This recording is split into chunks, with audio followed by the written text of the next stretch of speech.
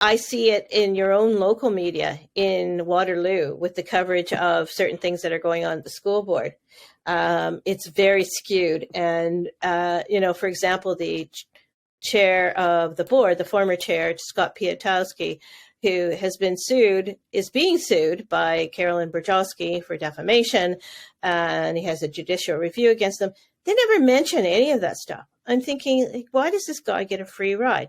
Well, you're in a town, and perhaps the media are afraid of whoever's reporting of retribution or whatever.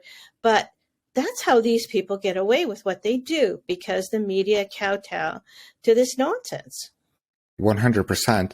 Speaking of Scott, when Cindy Watson brought up the motion to talk about how they wanted staff to respond, and they didn't authorize that yet. They just said, like, this is what we're going to do. And then staff went ahead and did it without authorizing it.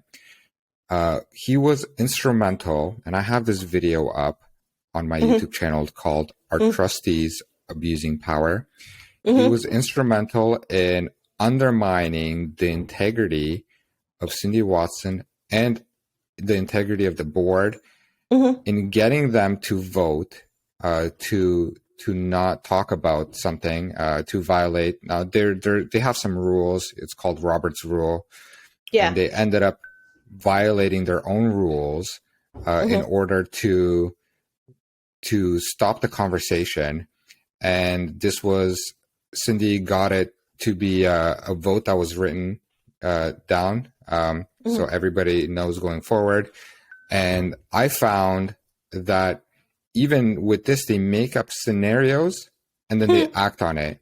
And I couldn't believe that everybody was just acting on it. And it was interesting to see, because I don't have that much experience watching the school boards. But now that I'm in it, it was interesting to see how Scott kind of manipulates and brings things up. Yeah, that was something that caught me by surprise. But it seems to me like the board has no problem taking decisions on things that don't exist, and there's no accountability for them going forward as well. Like, I don't know if there's some ethics or code of conduct training that you go through if you violate these kind of terms. Apparently not for them. I don't know. Well, interestingly enough, Scott behaved so badly with Carolyn Burjoski. I mean, just absolutely tried to ruin her integrity. And for no reason other than she spoke up about something that he disagreed with.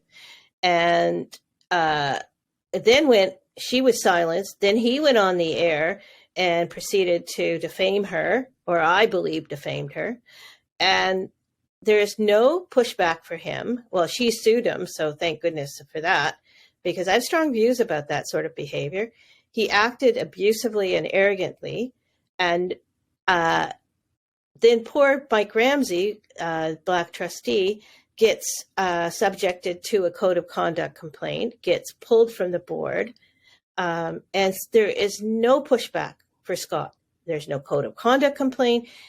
I mean, he violated the code of conduct, but that's the way things work. They have, the rest of the trustees, the ones who speak up are few and far between. There's 3 on the Waterloo board. And then the others are just like little woke lapdogs who just follow, the party line. And you think, and this is, again, it's used as a stepping stone to other things, or, you have a socialist free-for-all, but none of them follow the rules. Very few of them. That's become very apparent in my limited exposure to the trustees.